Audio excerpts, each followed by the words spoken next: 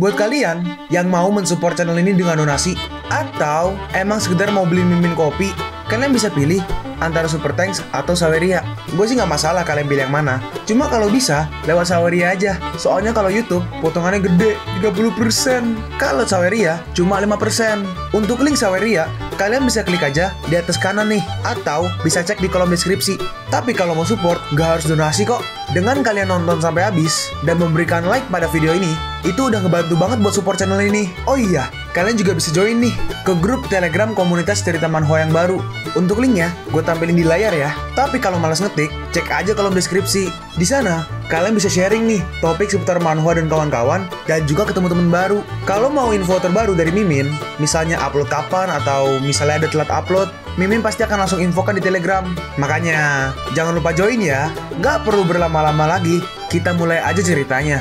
Yuko berkata, tunggu sebentar, Tuan Wan. Sekarang, aliansi dagang baru aja mengalami perubahan besar. Keluarga yang bukan hanya nggak bersalah, tapi juga dijebak. Kenapa kalian saling menekan satu sama lain? Sekarang, saatnya untuk bersatu. Tolong, pikirkan kembali. Tuan Li, kau orang yang menyelamatkanku. Jangan terlibat dalam kekacauan ini. Kita masih memiliki jalan panjang untuk bekerja sama di masa depan. Ayah, kau baru aja sembuh. Jangan gunakan kekerasan. Selain itu, pamannya yang selalu setia padamu. Tuan Wan merespon, apa kau mencoba mengajariku tentang bagaimana melakukan sesuatu? Semuanya! Tangkap semua orang di keluarga Yang. Siapapun yang berani melawan, bunuh mereka langsung. Bunuh! Dan akhirnya, para prajurit maju. Orang yang menggunakan topi ini berkata, Tuan Wan, haruskah aku bertindak dan menghabisi orang bermargali ini? Tuan Wan merespon, anak ini adalah penyelamatku, dan kita berurusan dengan keluarga Yang, bukan dia. Orang bertopi itu melanjutkan, tapi anak ini dicari oleh 5 keluarga besar. Kalau kita mengirimnya ke 5 keluarga besar, Tuan Wan memotong. Biarkan aja, itu sepadan untuk menukarnya dengan perlindungan dari 5 keluarga besar. Ini bukan masalah besar jika aku menukarnya dengan uang. Si orang bertopi itu mengeluarkan sesuatu. Ternyata itu adalah busur crossbow dan juga panah. Dia menembak ke arah Liu Kuo. Tiba-tiba, Tuan Li, awas, Nona Xiao Yue. Ternyata Nona Wan melindungi Liu Kuo dan dia menahan panahnya. Tuan Li, maafkan aku, ayahku. Dia ditipu oleh penjahat. Xiao Yue, semuanya berhenti. Putriku, kenapa kau begitu bodoh? Ayah, jangan terobsesif lagi. Aku mohon padamu, biarkan Paman Yang dan yang lain pergi. Tuan Yang berkata, Saudara Wan, aku turut berduka cita atas meninggalnya putrimu. Hah? Turut berduka cita? Kau pantas mati. Kalian semua emang pantas mati. Cepat, bunuh mereka semua tanpa menyisakan seorang pun. Lalu tiba-tiba Tuan Yang ditusuk dari belakang. Xingfang Tongsing. Akhirnya dia pun mati. Ayah! Yuko berkata, mundur ke dalam rumah dan cari jalan keluar. Qin Yu berkata, jangan bercanda. Xifang Tongsing ini adalah salah satu kaisar bela diri terkuat di seluruh kerajaan Wutian. Kita bukan tandingannya. Tuan Wan berkata, Xifang Tongsing, jangan beri mereka ampun. Bunuh mereka semua. Lalu dia mulai menyerang. Pergi, aku akan menahannya. Mati kau. Lalu tiba-tiba ada yang menahan serangannya. Senjatanya payung. Tahulah siapa? Betul, itu adalah bonekanya Liu Kuo, Ni Xiaoqian. Wah, Xiaoqian, kau di sini. Kau kembali ke dalam rumah dan jangan menyeretku.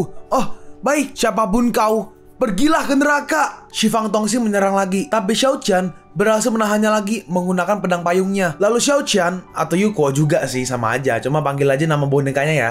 Lalu Xiaoqian mengeluarkan satu buah pedang lagi dan langsung menyerang. Sial, aku meremehkannya. Xiaoqian maju. Serangannya hampir mengenai Tongsing, tapi dia berhenti. Xiaoqian berkata, karena Hou Huanlou, kau memutuskan untuk memisahkan diri dari saudaramu, Xifang Wuti. Benar kan? Kau, bagaimana kau bisa tahu itu? Kau hanya perlu tahu bahwa aku bisa membantumu. Hou Huanlou itu awalnya adalah wanitamu, tapi kakakmu Xifang Wuti benar-benar mengambilnya darimu. Apa kau rela? Kaisar pembunuh yang terkenal ada di sini sebagai bajingan untuk orang bodoh. Apa kau puas dengan ini aja dan melarikan diri selama sisa hidupmu? Mereka yang melarikan diri adalah pengecut. Aku juga sepertimu, terlalu banyak penolakan. Jadi mari kita gunakan kekuatan kita sendiri untuk mengambil kembali semuanya. Tuan Wan berkata, Tongsing, jangan biarkan wanita jalang ini membuatmu kehilangan akal sehat. Bunuh dia dengan cepat, dan aku akan memberimu 10.000 batu roh. Xiaoqian merespon, apa bisa 10.000 batu roh membeli martabatmu? Yaudah, katakan padaku apa yang harus kulakukan. Bunuh Tuan Wan. Xifang Tongsing, jangan lakukan hal bodoh.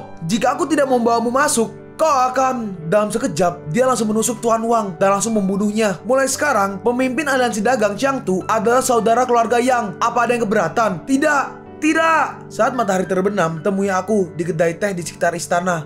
Oke, setelah berbicara seperti itu, Xiaoqian pun langsung pergi. Yang Ning berkata, terima kasih Nona Ni atas bantuanmu. Gak perlu berterima kasih padaku. Ini semua Kehendak Tuan Muda, terima kasih Saudara Li karena telah menyelamatkan kami. Di masa depan, aliansi dagang Jiangtu akan mengikuti jejakmu. Yuko berkata, oke, kalian urus pemakaman ayah kalian. Aku juga ada yang harus dilakukan dulu. Sayang sekali, Nona Xiao Yue. Lalu Yuko menghampiri Shifang Tongxing. Oh, kau udah di sini, Tuan Shifang. Liu Huko, jangan salah sangka, Xiao Chen nggak bisa hadir sekarang. Jadi aku datang untuk menggantikannya untuk janji temu. Apa kau bisa meletakkan topimu sehingga kita bisa bicara? Saat dibuka topinya, apa kau meminta aku datang ke sini hanya untuk menertawakanku? Maaf, aku nggak bermaksud begitu. Ya udah, langsung aja. Kalau ada yang ingin kau katakan, bagaimana menurutmu wanita seperti apa Hou Huanlo? Dia adalah seorang gadis yang baik, cantik, murah hati, dan baik hati. Aku nggak bisa menggambarkan betapa baiknya dia dengan semua hal yang indah di dunia ini. Kau salah. Dia jalang. Waduh, diam. Beraninya kau menghina wanitaku. Wanitamu. Jangan lupa, dia adalah istri saudaramu. Dan dia juga Ratu Serangga. Apa menurutmu dia mungkin telah mencoba memberikan kutukan padamu? Kutukan. Selama bertahun-tahun kalian berdua bersaudara telah hidup bersama, tetapi pada akhirnya kalian berpisah karena seorang wanita. Dan kalian gak pernah memiliki keraguan. Emang dia pernah memintaku untuk meminum sup bergizi yang aneh, tapi aku menolaknya. Sejak saat itu dia terus mengganggu kakakku. Mungkinkah itu? Nah, itu benar. Sup bergizi itu adalah tipu muslihat Hou Luo. Ketika wanita itu gagal memikatmu, dia berbalik memikat saudaramu. Dan saudaramu telah menjadi boneka wanita itu. Lalu, apa yang harus kulakukan? Parasit Ratu Serangga bukanlah sesuatu yang bisa diatasi oleh orang biasa. Kalau saudara tertuamu nggak tahu mendengarkan nasihat, maka hanya ada satu cara untuk menyelesaikannya. Bunuh dia dan dapatkan kembali tahtamu sebagai kaisar pembunuh. Mungkin aku udah menduganya sejak dulu. Hanya saja, aku melarikan diri dari Hou Huanlo. Sekarang adalah waktunya untuk menghadapi semua ini. Kau telah menjawab banyak keraguanku, jadi aku akan memberimu pil pedang ini sebagai hadiah. Dalam hati Yuko, pil pedang ini adalah salah satu dari 10 senjata tersembunyi. Lalu Liuko juga mengeluarkan sesuatu. Dia berkata, rumput peledak ini bisa meningkatkan kekuatanmu, tapi setelah digunakan, tubuhmu akan menjadi sangat lemah. Saudara Shifang Wuti nggak mudah untuk dihadapi. Ambil ini dan gunakan rumput peledak ini saat kritis. Aku nggak ingin kau mati. Kalau begitu, aku ucapkan banyak terima kasih. Udah malam, mari kita bertemu lagi di Jiangtu. Kalau kita ditakdirkan untuk bertemu. Lalu dia pun pergi. Kita kembali ke Yuko dan Pai Chishan. Pai Chishan berkata, bos, karena pertandingan sebelumnya, kau sekarang ada di peringkat ke-10 di murid luar. Sayang sekali, kau adalah murid luar. Dan kemenanganmu atas Ah Ning gak masuk hitungan. Jika tidak, kau bisa dapat mencapai daftar peringkat murid dalam. Yuko merespon, gak apa-apa, kita udah menerima tugas promosi. Dan kita akan segera dipromosikan menjadi murid dalam. Xian Chen masih menungguku. Aku harus bergegas untuk dipromosikan menjadi murid dalam dan bergabung dengannya dan berkultivasi di pagoda Tongtian. Dalam hati Yuko, ini juga saatnya untuk terus mengembangkan teknik pedang cinta dan selir. Bos, bukankah misi untuk menemukan rumput Qin Yuan di Gunung Kerabatu dalam waktu 3 hari? Kenapa kau memintaku untuk membawamu ke mata air anggur budidaya ini? Yuko menjawab, kulit monyet batu di Gunung Kerabatu ini sekeras batu dan sulit ditangani. Ada pil anggur yang tersembunyi di mata air anggur yang bisa mengatasinya. Dalam hati Yuko, monyet batu sama seperti raja bijak hutan yang kecanduan anggur. Tetapi sayangnya, mereka hanya menyukai roh anggur dan sistem Alimama nggak dapat menghasilkan anggur itu. Pai Chishan mengingatkan, si Konghu, peringkat tertinggi dari murid luar, sering berkultivasi di mata air anggur pada malam hari. Kau harus berhati-hati, bos. Jangan khawatir, aku akan berhati-hati. Tunggu aja aku di sini. Lalu kita melihat seseorang yang sedang berkultivasi di tengah-tengah air. Dalam hati Yuko, sial. Aku nggak menyangka akan bertemu dengan si Konghu di sini. Sebaiknya aku tidak mengganggunya. Lalu tiba-tiba dia langsung menghampiri Yuko. Siapa yang berani mengganggu saat aku sedang berkultivasi? Oh, ternyata Chiko, peringkat ke-10 dari murid luar. Apa kulit punggungmu gatal? Orang ini adalah peringkat 1, si Konghu. Si Konghu, aku nggak ingin cari masalah. Aku sarankan kau cepat pergi. Tapi dalam sekejap dia langsung menyerang. Matilah kau! Lalu Monan langsung memunculkan belat lainnya dan berhasil menahan si Konghu. Kau, bajingan! Apa yang kau lakukan? Aku akan membunuhmu! Nggak mungkin. Siapa yang memintamu untuk menggangguku? Lalu akhirnya si Konghu dilepaskan. Kalau kau tahu pelajaranmu, pergilah dari sini. Aku harus menyelesaikan urusan di mata air anggur ini.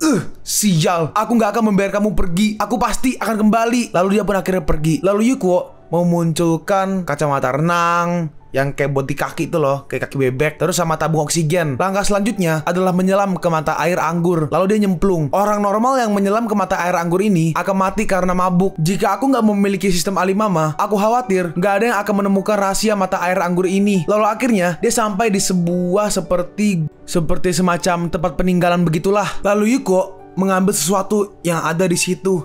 Pil anggur ini benar-benar menakjubkan. Satu tong air jernih akan langsung berubah menjadi seember anggur. Ini adalah keuntungan yang nyata. Di belakangnya ada sebuah pedang. Tiba-tiba pedang itu menyala. Ini pedang pemabuk. Lalu tiba-tiba keluar seperti aura dari sana. Wah, dan itu langsung pergi ke kepalanya Ryuko. Bukankah ini ilmu pedang pemabuk? Apakah aku sudah mencapai puncak semangat bela diri? Akhirnya aku merasakan juga menjadi seorang protagonis. Bos, apa kita benar-benar harus datang ke Gunung Kerabatu di tengah malam begini untuk menemukan rumput Chin Yuan? Yuko menjawab, aku nggak sengaja mengalahkan si Kong Hu di mata air anggur, dan kupikir dia nggak akan menyerah. Jadi lebih baik aku mulai lebih awal. Ada banyak binatang iblis di Gunung Kerabatu. Jadi demi keamanan, lebih baik kau tunggu aku di sini. Baik bos, aku akan mendengarkanmu. Lalu Yuko masuk. Terlihat banyak sekali kera batu. Dia mengendap-endap, tapi nggak sengaja dia menendang batu. Lalu para kera itu langsung melihat ke arah Ryuko, dan dengan cepat kera itu menyerang. Lalu menggunakan pil anggur yang dia dapat, dia melemparkannya ke sumber air, dan kera itu langsung pergi ke sana dan langsung meminum air itu karena menjadi anggur. Hampir aja. Lalu saat terus jalan, akhirnya Ryuko sampai di suatu tempat di mana ada kera batu yang sangat besar dan juga rumputnya di situ. Itu rumput Chin Yuan. Saat jalan, Ryuko kesandung batu lagi. Lalu akhirnya kera batunya bangun. Halo. Sialan, emang layak menjadi monyet batu tingkat tuan. Tekanan ini begitu kuat. Kera atau monyet itu mulai menyerang Ryuko. Jika aku berhadapan langsung dengannya, semuanya akan berakhir. Lalu kera itu melempar batu yang sangat besar, tapi Ryuko berhasil memotongnya menjadi dua. Enggak, aku nggak bisa bertarung seperti ini. Aku harus memikirkan hal lain. Oh iya, skill pedang pemabuk. Lalu dengan cepat, Ryuko masuk ke kolam air anggur tadi, dan dia langsung meminum banyak. Lalu dia keluar, dan akhirnya dia mabuk. Menggunakan skill pedang pemabuk, dengan mudah dia memotong tangan kera batu itu, dan dia terus menyerang dan menyerang. Sat. Nah, dan sekarang saatnya untuk mengakhiri ini. Ryuko menggunakan skill Sword Style Cup of Joy. Kera batu itu pun tumbang. Akhirnya selesai. Setelah itu, efek pil anggur ini terlalu kuat untuk ditahan. Jika aku tahu, aku akan membuat beberapa Wuliang Ye gak jauh dari sana. Hei, jujurlah padaku. Aku gak percaya Chico itu gak akan mendatangimu. Aku akan pastikan dia akan menderita. Ternyata Pai Chishan diikat oleh si Kong Hu. Pai Chishan berkata, kupikir bosku akan membuatmu menderita. Kau udah dipukuli oleh bosku. Diam, jangan sebutkan itu lagi. Aku nomor 1 di daftar terluar. Oi, ayolah, kau sudah dikalahkan. Aku bilang diam. Hei, hentikan itu. Chico, kau di situ. Aku mencarimu. Kau mencariku? Untuk apa? Apa kau mau menghabiskan malam bersamaku? Pai Chishan berkata, apa rahasia keterampilan seni bela diri tingkat Master Chico adalah untuk memuaskan pria dan wanita? Seseorang bawahan si Kong Hu berkata, bos, Chico ini ternyata mabuk. Berapa banyak dia minum? Chico, berhentilah bermain-main. Aku akan mengambil nyawamu hari ini. Ayo maju, bunuh dia. Iya bos. Dalam hati si Kong Hu, sepertinya Chico ini benar-benar mabuk karena banyak anggur. Sekarang adalah waktu terbaik untuk membunuhnya. Si Kong terus menyerang, tapi Ryuko terus berhasil menghindar. Saudaraku, kau sangat kasar. Ih, aku akan membunuhmu. Pergilah kau ke neraka. Tapi dengan cepat, Ryuko langsung menyerang dan langsung membunuh si Kong Hu dalam satu serangan. Chico ini, dia benar-benar membunuh sesama murid. Iya, aku akan memberitahu akademi. Lalu setelah itu, Yuko pun kembali. Kita melihat mereka sedang makan-makan. Ada Yuko, Pai Chishan, Xianchen, dan juga satu wanita yang gue nggak tahu namanya siapa. Pai Chishan sedikit flashback pas Ryuko masih mabok. Hei, jangan menghindar. Sini, aku cium. Pai Chishan berkata, bos, jangan minum terlalu banyak dan ngelantur sendiri lagi. Apalagi aku nggak bisa menahan dirimu sendirian. Itu kecelakaan gak terduga. Xianchen berkata, selamat, aku nggak menyangka kau bisa menjadi murid dalam secepat ini. Yuko merespon, bukankah itu karena aku ingin makan pangsit? Kamu nggak serius lagi? Apa kau bisa melihat kakak senior menertawakanku? Pai Chishan berkata, saudari Hu, ku dengar kau cukup mahir dalam mantra. Apa kau bisa mengajariku? Jangan bilang saudari Hu, saudaranya si Kong Hu lagi. Ya nggak tau lah, panggil aja saudari Hu. Saudari Hu merespon, tentu. Tapi apa kau benar-benar cuma bertanya tentang mantra kepadaku? Saudara Pai, kamu nih nggak pandai memikat seorang wanita. Dalam hati Pai Chishan, bos, kau masih mengolok-olokku. Lalu tiba-tiba ada bintang atau meteor jatuh. Xianchen menarik Yuko. Yuko, itu adalah bintang jatuh. Ayo buat permohonan. Lalu mereka langsung membuat permohonan. Dalam hati Yuko, meteor merah bukanlah pertanda baik. Apa ini semua akan segera terjadi? Sejak aku datang ke dunia ini, aku sudah mengacaukan urutan asli dunia ini. Dalam buku aslinya, Ye Chong meninggalkan Saipei pada saat gelombang binatang buas 1 abad. Tapi sekarang, dia jadi pergi lebih awal. Nalaming dan aku yang seharusnya mati juga masih hidup. Sepertinya semuanya akan dibawa ke depan. Dan yang lebih menakutkan dari Ye Chong adalah gelombang binatang buas 1 abad. Aku harus menghentikan itu. Xianchen berkata, Yuko, sepertinya kau memikirkan sesuatu. Enggak, aku cuma nggak tahu apa yang harus aku lakukan. Xianchen merespon, apa gunanya terobsesi dengan itu? Lakukan aja sesuai kata hatimu. Dalam hati Yuko, masalahnya nggak jelas dalam 2 atau 3 kalimat. Jadi lebih baik aku nggak memberitahu Xianchen. Meteor, keinginanku adalah makan 2 pangsit setiap hari. Kau, sialan kau. Aduh. Tiba-tiba, kakak, ada yang datang menghampiri mereka. Tunggu. Kenapa ada 2 Yun Xianchen? Itu adalah adik perempuan Xianchen, Yun Yuechen. Dalam hati Liuko, nggak aku sangka kalau berharap pada bintang meteor aja bisa bekerja dengan sangat baik. Pangsit besar datang secepat ini. Waduh. Kakak, saudariku, kenapa kau datang ke sini? Kakak, aku melarikan diri dari pernikahan. Aku sama sekali nggak mau menikah dengan pangeran kedua. Aku nggak mau menjadi domba kurban untuk keluarga. Aku juga ingin memiliki hidupku sendiri sepertimu. Xianchen merespon, baguslah kalau kau bisa mengetahuinya. Kita bersaudari akan mengendalikan hidup kita sendiri mulai sekarang. Yuechen bertanya, apa dia Liuko? Dia terlihat menarik. Gak heran, dia membuat kakak merasa nyaman saat dekat dengannya. Hei, dia itu cuma temanku. Jangan bicara omong kosong. Bos, kau sangat diberkati dengan 2 saudari ini. Apa yang kau bicarakan? Dalam hati Yuko, tubuh perjakaku yang sudah kujaga selama 2 kehidupan. Sekaranglah saatnya untuk menghancurkannya. Lalu Yuko pergi berdua bersama Xianchen. Yuko bertanya, seingatku kau mengatakan kalau kau dan saudarimu gak rukun. Xianchen menjawab, kami berdamai selama beberapa saat sebelumnya di rumah. Lagi pula, kami kembar dan memiliki telepati. Telepati? Ya, kami bisa merasakan perasaan satu sama lain dalam jarak tertentu. Jika dia lapar, aku lapar. Jika dia terluka, aku juga terluka. Wah, itu luar biasa. Xianchen, hei, apa kau baik-baik aja? Aku minum terlalu banyak dan kepala aku agak pusing. Yuko, apa kau sudah memikirkan tentang kita berdua? Oke, nggak perlu dikatakan lagi. Kita masih memiliki banyak hal penting yang harus dilakukan. Bodoh, kau tahu segalanya. Kita masih memiliki banyak hal untuk dilakukan bersama, Yuko. Dan akhirnya mereka berdua, gue nggak voice overin tapi gue tunjukinnya gambarnya ya. Sedangkan Yuechen, dia sedang mandi.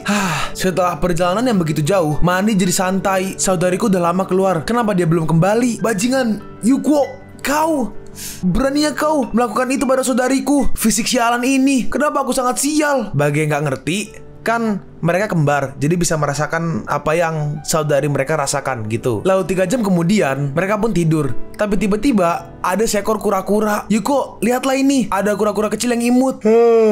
Kenapa kau bangun di tengah malam begini? Brengsek, Master Kui, kau masih hidup? Dari tampangnya sih mirip kura-kura yang dulu loh, yang gede. Bagi yang lupa, silakan rewatch. Apa ini anak kura-kura Raja Naga? Itu artinya dia melihat kita melakukannya. Master Kui, bagaimana penampilanku tadi itu? Ayo, beritahu aku. Setelah itu, mereka lanjut lagi. Gua tunjukin aja ya. Xianchen, kenapa kau di atasku? Karena aku suka begini. Lalu keesokan harinya, Xianchen, kamu biasanya berjalan catwalk, kenapa ajalmu berubah menjadi langkah 8 sekarang? Xianchen menjawab, aku sangat lelah setelah melakukannya berkali-kali karenamu. Kalian berdua benar-benar. Lalu setelah itu, menggunakan bloodline Liuko, dia mengikat Yuechen. Benda apa ini? Ini berlendir. Ih, jijik. Ini akan menenangkanmu sekarang. Yah! Kau bukan manusia. Setelah bermain dengan kakakku, kau juga ingin melakukannya denganku. Lalu Yuechen dilepaskan. Aku gak bermaksud begitu. Aku hanya... Dalam hati Yuko, sial. Sudahlah, gak baik menyinggung calon saudari iparku. Kau jangan mendekatiku. Kalau kau menyentuhku, aku tidak akan membiarkanmu pergi. Bahkan jika aku menjadi hantu. Lalu saat mundur, tiba-tiba dia kesandung batu. Hati-hati. Dan di belakangnya ada banyak sekali bambu runcing. Untungnya Yuko berhasil menangkapnya. Terima kasih. Tapi tangan Yuko Yuko. Yuko bertanya, ada apa dengannya? Dia baru sehari di sini dan dia udah kesal. Xianchen menjelaskan, apa kau lupa apa yang aku katakan tadi malam? Aku khawatir saudariku juga merasakannya. Cepat jelaskan padanya. Sialan kau Liuko, sialan. Kalian pun sampai di penghujung video ini. Kalian mau tahu lanjutan chapter ini? Atau manhwa menarik lainnya? Makanya jangan lupa subscribe biar kalian gak ketinggalan kalau gue upload video baru. Jangan lupa like, komen, dan share ke teman-teman kalian supaya channel ini bisa lebih berkembang ke depannya. Segitu dulu dari video cerita manhwa. Gua Sabik undur diri. See you on the next video. Zaijian.